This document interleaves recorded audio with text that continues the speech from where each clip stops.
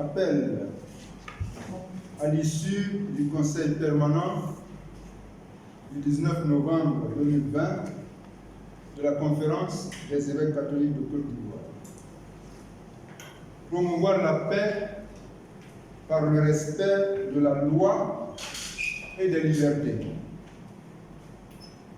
Amour et vérité se rencontrent, justice et paix s'embrassent, la vérité germera de la terre et des cieux se penchera la justice. Psaume 84, versets 1 et 12, versets 11 et 12. Aux leaders politiques, à tous nos concitoyens. Dans notre message du 19 janvier 2020 à Korogo, alors que nous étions au tout premier mois de l'année électorale en Côte d'Ivoire, il nous avait paru nécessaire et urgent de vous inviter à tirer les leçons d'un passé récent douloureux afin de reconstruire notre pays et laisser aux générations futures un héritage d'unité et de paix. Ce message mettait en lumière la menace de la persistance des ressentiments nés des crises précédentes et la nécessité absolue du dialogue, de la concertation et de la négociation afin de ne pas donner au monde l'image d'un pays miné par des dissensions politiques. Comme si l'histoire se répétait, 10 années après une sanglante crise post-électorale, la Côte d'Ivoire est de nouveau le théâtre de violences d'une rare barbarie, entraînant de nombreuses pertes en vies humaines.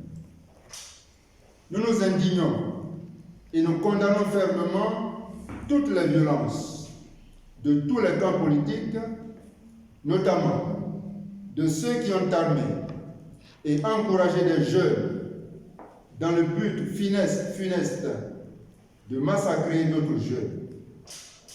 Nous nous inclinons avec respect devant la mémoire de tous ceux qui sont tombés.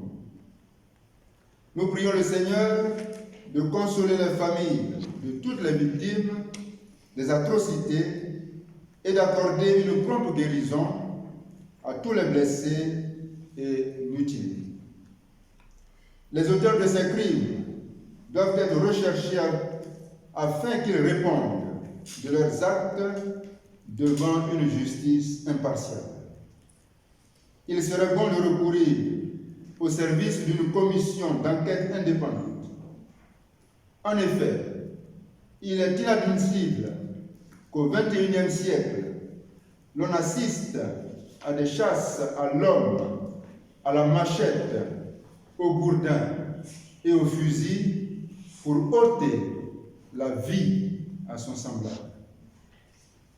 Telle qu'elle se présente, la situation actuelle était prévisible. C'est pour cette raison qu'à plusieurs reprises, nous avons tiré la sonnette d'alarme sur les conditions de notre cohabitation pacifique et de l'organisation d'élections justes, transparentes et inclusives. Pour sa part, l'archevêque métropolitain d'Abidjan, le cardinal Jean-Pierre Cautois, a engagé sa responsabilité de pasteur devant l'histoire de notre pays le 31 août 2020, en appelant au dialogue et à la concertation, car, avait-il affirmé, le respect de la loi est plus important que les élections. Il ne suffit pas d'organiser des élections et d'en déclarer un vainqueur pour qu'il y ait la paix. Aujourd'hui encore, au terme de la réunion de notre Conseil permanent, nous adressons cet appel pressant aux hommes politiques. Nous déplorons le manque d'objectivité dans l'interprétation de notre loi fondamentale. Par conséquent, nous encourageons les deux principaux leaders de la vie politique actuelle de notre pays, le président Alassane Ouattara et Henri Konan Bédié, à poursuivre et à intensifier sur des bases claires le dialogue qu'eux-mêmes ont initié à la grande satisfaction du peuple, au fin de parvenir à la concorde nationale, à des solutions justes qui sauvegardent et promeuvent le bien commun. Ce sera là l'occasion rêvée de vider le contentieux né de l'interprétation de la Constitution. Nous souhaitons de tous nos voeux que ce dialogue prenne en compte la libération de tous les prisonniers politiques, favorise le retour rapide de tous les exilés, dont le président Laurent Gbagbo, afin qu'ils prennent toute leur place dans le processus de réconciliation.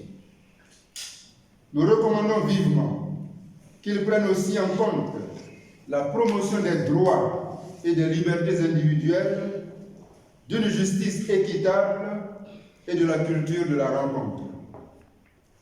On ne le dira jamais assez. Il n'y a pas de paix sans justice, il n'y a pas de justice sans pardon.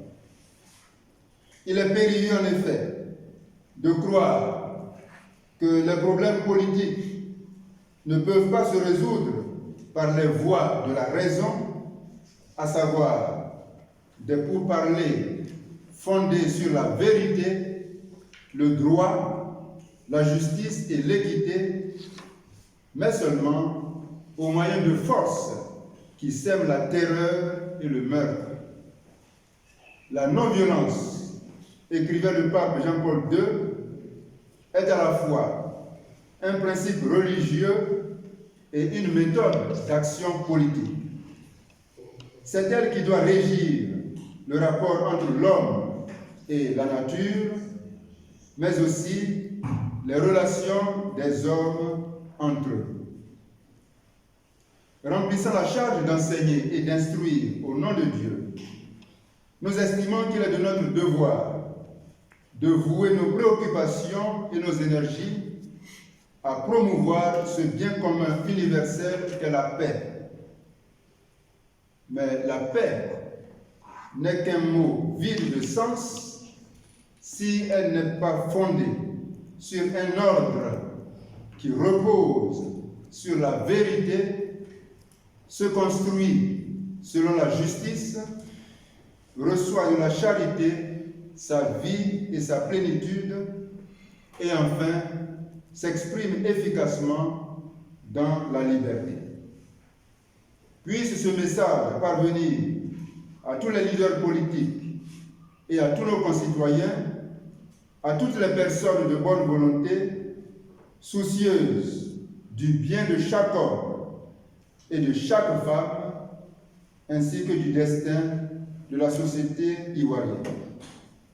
Que par l'intercession de la très sainte Vierge Marie, Notre-Dame de la Paix, Dieu protège la Côte d'Ivoire et convertisse les cœurs de tous les Ivoiriens à l'amour pour le pardon, la justice et la réconciliation.